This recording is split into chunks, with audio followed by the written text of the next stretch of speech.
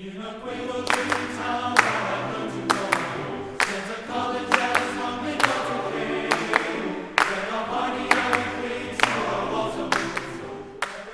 right. Thank you everybody for joining us for our Young Alumni Spotlight. Our Young Alumni Spotlight this month is someone some of you may know. His name is Gio Baker, graduating class of 2021 from the School of Arts and Sciences. Gio, thanks so much for joining us. Yeah, thank you for having me. I'm excited to be on. So a lot of people might know you for one or two things, but obviously the main thing is basketball. You came from New Hampshire, right? Yep.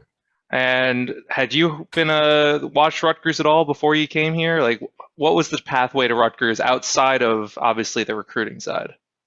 Yeah, honestly, I'd only heard of Rutgers as a little kid for probably the wrong reasons. Yeah. I won't Oof, get I oof, won't get into rough I start. won't I won't get into too much details about that, but that's really all I had ever heard about Rutgers before. I didn't know that it was in New Jersey. I didn't know too much about the school. Obviously as Coach Michael started to recruit me, I started to do a little bit more research and eventually came to visit and fell in love, and the rest is history. So yeah. I know we've heard the stories a little bit about the recruiting with Coach Michael. There's the ring, there's the talking about what the next big being a part of the next big story. But were there other parts of Rutgers that really stood out to you other than maybe the athletics? Oh, most definitely. Right off the bat, even Coach Pikel himself, we didn't spend a lot of time talking basketball. I mean, obviously that was one of the things that we first talked about, but more about me, my family, just a very genuine personality. And then you kind of saw that with every person that you would meet. So, I'd get to my academic advisor, it'd be the same type of thing. She's talking to me about school, talking to me about who I am as a person, what I want to achieve as a person. You get a chance to meet Pat Hobbs. It's always just kind of the same message. So I think just the genuine personalities of everyone who I was meeting around campus, and then even just fans as well. People are coming up to me just saying, "Oh, Rutgers is a great place to be. This could be your future home." So just getting that family vibe, and just feeling like I was at home when I was on campus was very important to me. And you mentioned talking to an academic advisor. What did you major in? I majored in human resource management. Okay. And was that when you came in, was there a goal that maybe morphed over the time you were at school?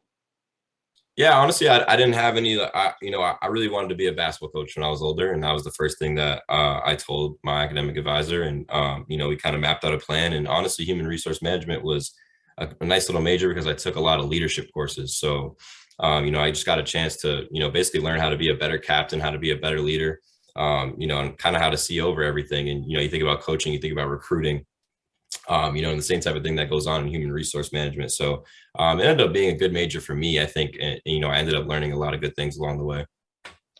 You mentioned these different classes. What kind of classes stood out to you? Experiences, projects?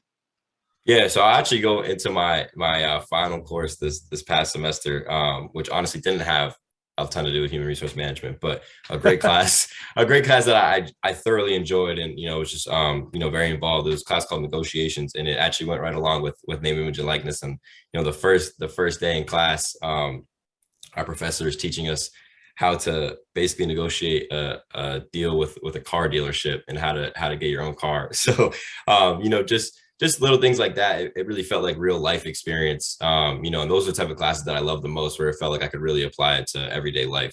But that's like the first example I can think off the top of my head. That class was amazing. Any professors you want to give a shout out to? Yeah, Professor Dwyer for sure.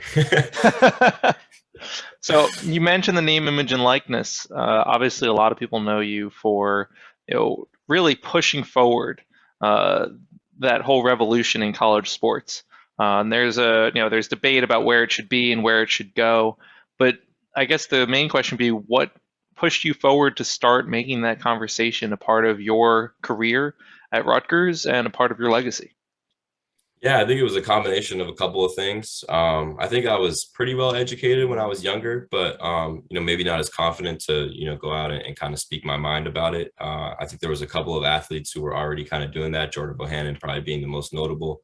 Who was just speaking their mind and basically saying, athletes weren't being treated fairly by the NCAA. So seeing him do something like that kind of gave me the confidence to do the same thing as well. And then also just personal experiences. So, seeing guys like, guys coming from my teams who ended up leaving school early because, they had a family to take care of and they felt like it was the best thing to do, knowing that they couldn't make money in college. Guys who had huge followings on social media easily could have had a chance to make a ton of money through name, image, and likeness and stay in school, get their education, but instead had to take that risk and jump ship early.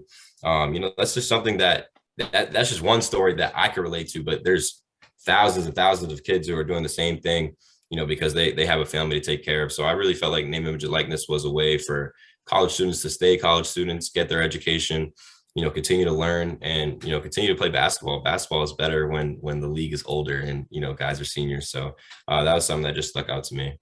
No bias there, right? No, no bias, no bias. No, and obviously I can think of two examples off the top of my head. Corey Sanders obviously had, I think, a DJ career he was working on. And I Yep. think Miles Johnson was working on his foundation, Black Dev, and was had to really thread the needle in terms of what he could do with it. Yep. Did either of those come into play, or are they a part of the larger story?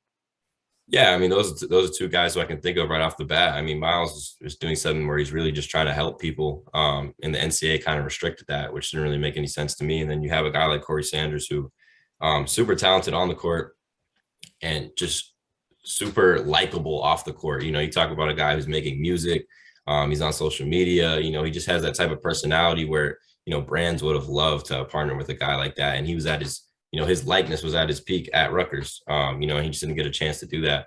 And like I said, there's thousands of stories all over the country where kids are going through the same exact thing. Now, there's a conversation to be had when it comes to athletics that for students like yourself or people on, the high profile teams, that they don't necessarily get that college experience, so to speak. Not really having the time to go with clubs, beat up everyone else in intramurals, that kind of thing. Did you ever get to have any of those kind of quintessential college experiences that really stick out to you? I mean, maybe it's probably, I mean, everyone's experience is probably a little bit different. Yeah, I never got a chance to join a club, but I got a chance to be on the basketball team. So, that's like my experience versus someone else who, may have a great time, in a different type of club. Um, so for me, I had a great time. Is basically what I'm trying to say. I thought my college experience was amazing. I wouldn't take it back for the world. There's definitely times where you wish you could go out and socialize a little bit more. Especially during that COVID year, we'd win a game and we couldn't do anything after. You would be walking through the dorms, you could hear like other people partying to celebrate your win. um and you just got to keep moving. That was really rough. So that was like the one time where it felt like I wasn't really getting that college experience, which again goes back to speaking up about name, image, and likeness, and explaining how important we were for college sports at the time. But other than that, that was another main reason why I wanted to come back for a fifth year as well, is to get that college experience. So other than that COVID year, I always had that college experience, I think, in my book. I mean, we definitely saw you guys. I think I overlapped a little bit with you folks when it came to basketball, and definitely saw you in the dining hall. And Yeah. chowing down on Livy is something every modern college student can enjoy at Yeah. Rutgers. And I live in dining hall is something else. Best station, what's yours? I like the why can I not think of the hibachi station? It takes less time than the pasta station, at least. Yeah, they both take a little bit. I would go back and forth between those two, but you have to like learn how to time it right. You order the food, you go get everything else, put your plate down, and then you come back and you're ready. So Get gotta someone else gotta to get save that the time. table. Yeah, yeah, you get it. That's a vet move though. You don't learn that till like sophomore or junior year, probably.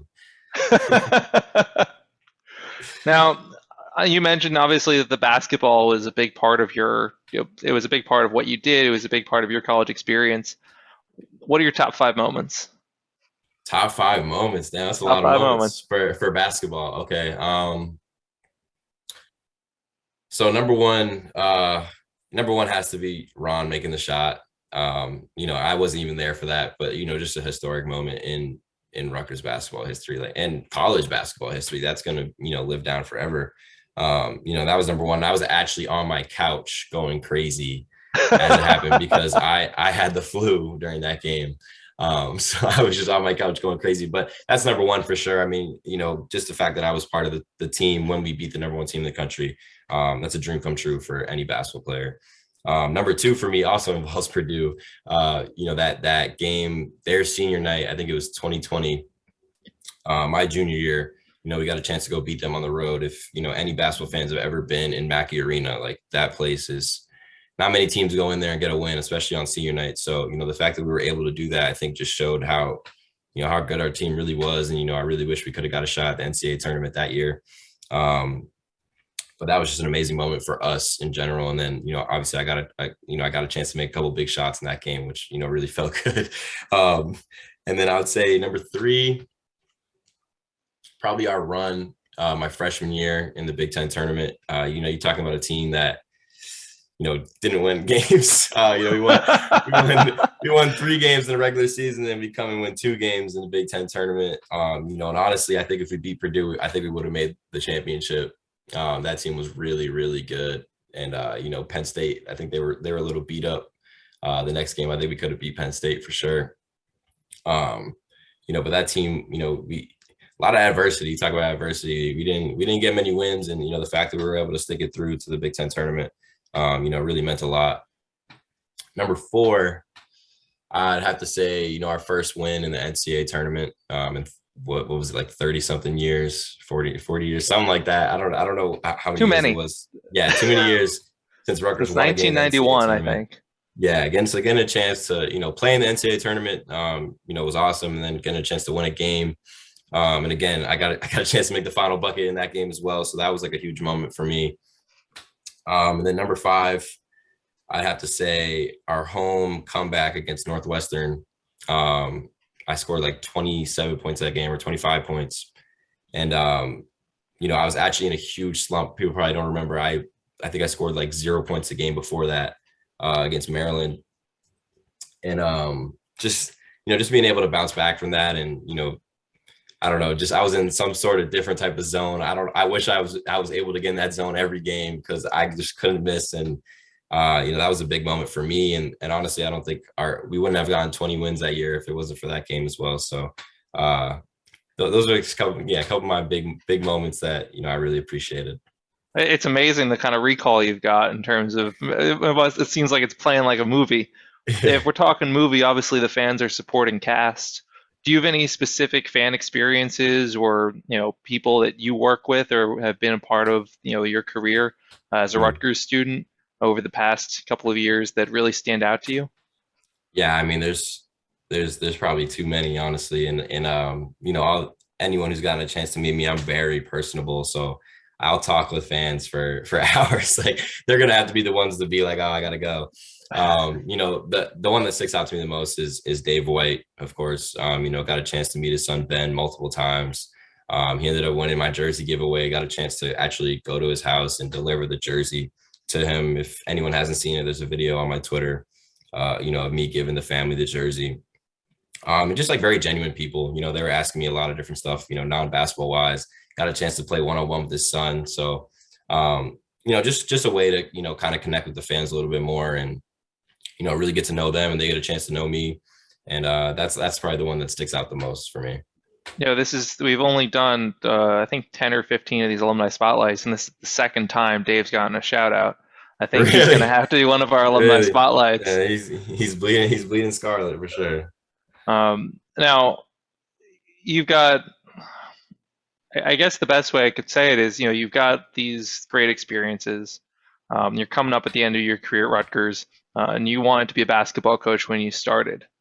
Is that still where you want to be? Is that where you see yourself 10 years from now? Maybe. I think my vision has definitely changed a little bit. I definitely want to stay involved with basketball as much as I can. I've been kind of going around visiting different camps and getting a chance to speak to younger kids, and passing on whatever experiences that I've learned along the way. Um, I could definitely see myself wanting to be a coach maybe someday in the future. Like, maybe if I have like a son or a daughter who wants to play basketball, like obviously I'm gonna want to be the one who gets a chance to teach them and pass on my knowledge.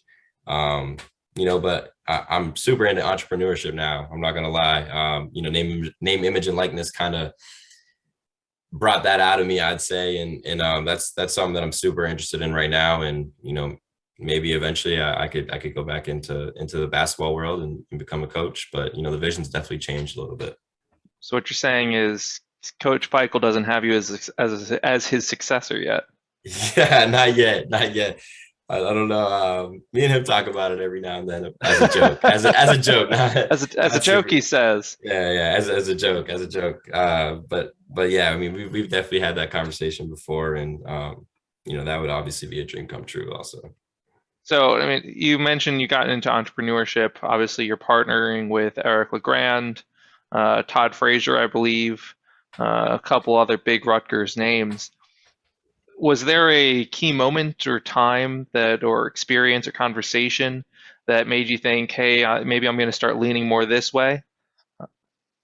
Yeah, I mean, I think it was just overall name, image, and likeness. Getting a chance to, you know, interact with different businesses, seeing how they operate, networking with all these different people, and kind of seeing that, I had a chance to kind of do the same thing. I'll point out Alpha Fitness, who was run by Rutgers alumni Jason Saran and his brother Desi Saran.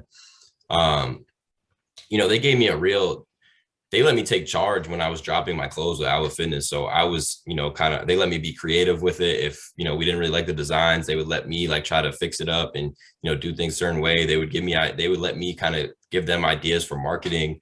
So it gave me like a real chance to, see how they operate, see how a clothing brand operates. And I got really excited doing it. Like I really loved doing it. So I think it was moments like that where, I realized I was like super passionate about it. And then you tie in name, image, and likeness in college athletes and how vocal I was about that. So now I also get to educate other guys about how they can go about doing the same thing. And that's where I got really excited as well.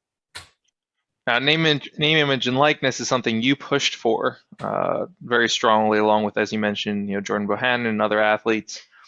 It's kind of taken on a life of its own. I think would be the easiest way to say it. Yeah. What's that like, starting a movement like that, or I should say, not necessarily starting, but really pushing a movement like that, and then seeing it move past the goals that you already had set for it? Yeah, it's pretty crazy. It really is. I didn't expect to like be at the forefront. I didn't expect to be, a lot of people come up to me like, oh, you're the face, like you're the guy who like did this. And it's like, I wasn't really, my intentions. I was really just speaking my mind, and putting out stuff that, I thought was factual and needed to be talked about.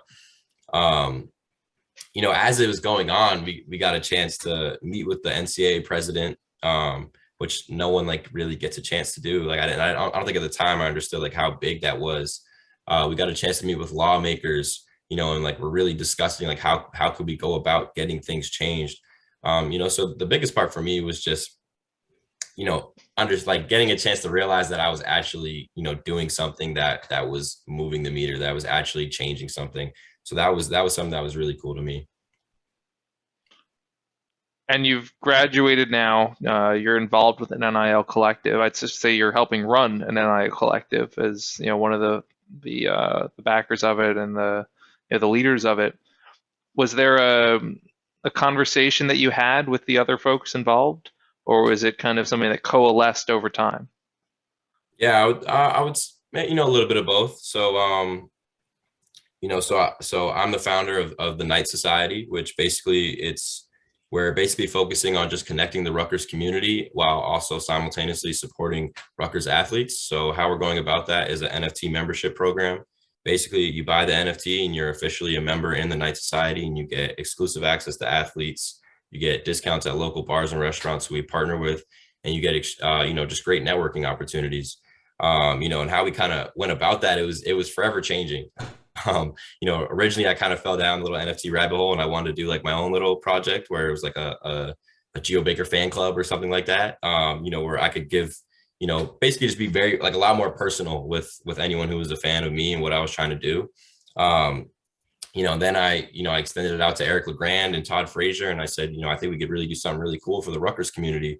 And that idea just kind of kept expanding, and then that's where we brought in the NIL aspect, where us old guys don't really need to be involved. We actually involve the college athletes who are on campus, and we can help students interact with people who already want to support them, fans, alumni, other students. And then at the same time, you get to connect, these fans to each other, people who haven't, maybe didn't get a chance to meet before.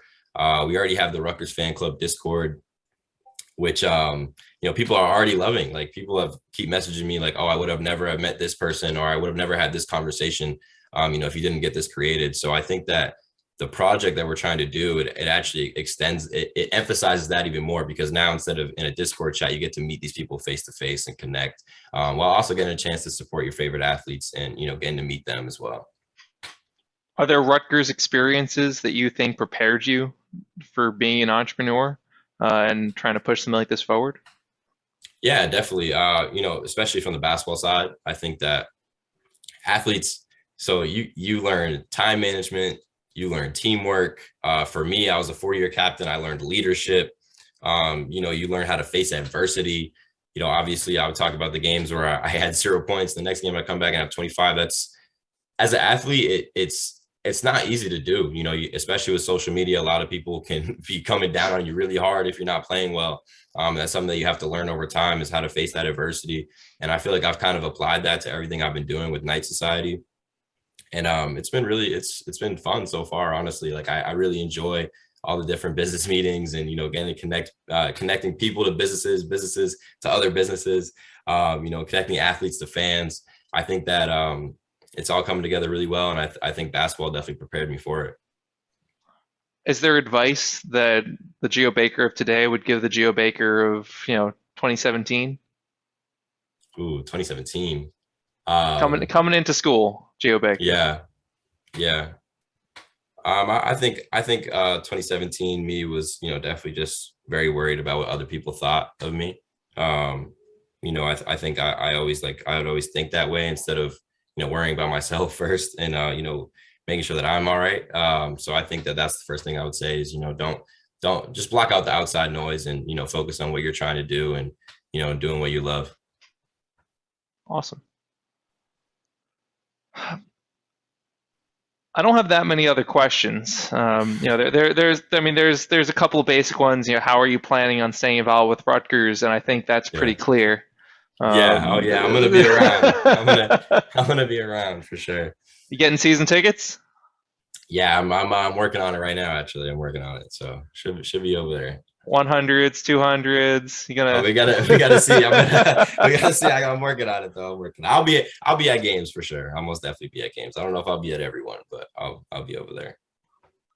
Are there Rutgers alumni? Other than obviously Eric and Todd and those folks. Are there Rutgers alumni that you had connections with at athletics? Hamdi Njai, Quincy Doobie, that you had? Are those conversations you had, or was that always kind of separate? I mean, I got a chance to talk to Quincy a little bit here and there. Usually just advice, just telling me to keep going. And, he'd always just tell me to kind of like just stop and realize what we've done, what we've accomplished as a team. So that was something that was always really cool to hear. Obviously the player that he was, places that he's been, he's definitely a Rutgers legend and a role model. So, getting a chance to speak to him and learn from him was something that was really cool. But, yeah, even that, it was just more just casual. It wasn't anything like too professional or anything like that. And then obviously one of the things, especially the Rutgers community, has really embraced the teams in the last few years. What's something about maybe some of those teammates, maybe Miles or Ron or Caleb, that people who are just watching, or the casual fan, or even people who follow the team avidly from an athletics perspective wouldn't know? They wouldn't know.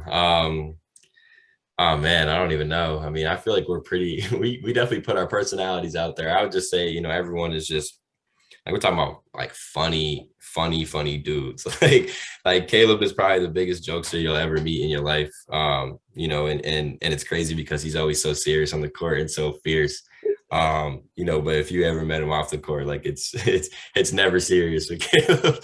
So that's something I can think of off the top of my head. Miles and Ron can both really cook. Like Miles especially is is an A1 chef. And I was his roommate, so I'd always our strength coach was always trying to get him to keep his weight down. So I'd be in there stealing his food with no regrets at all, stealing everything he cooked.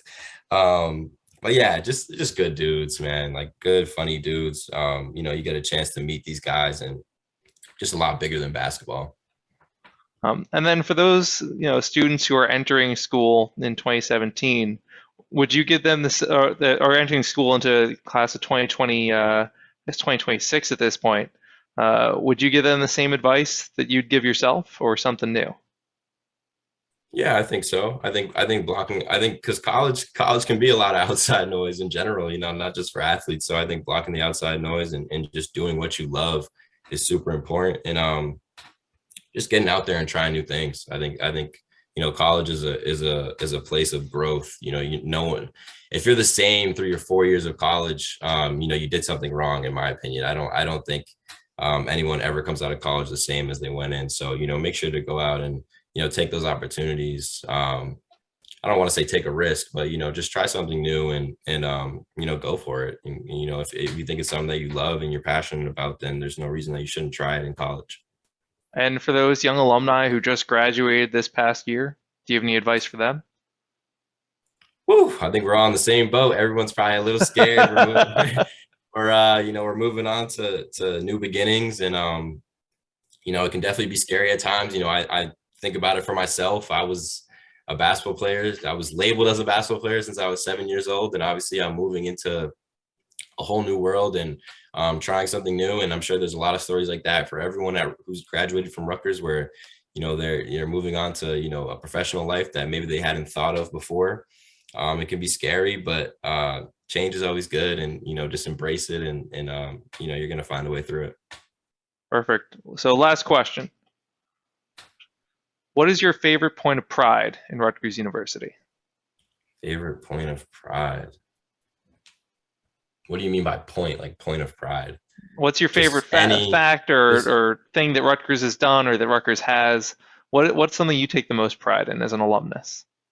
I would this is gonna be so corny, but I would say the song that we do at the end of every game.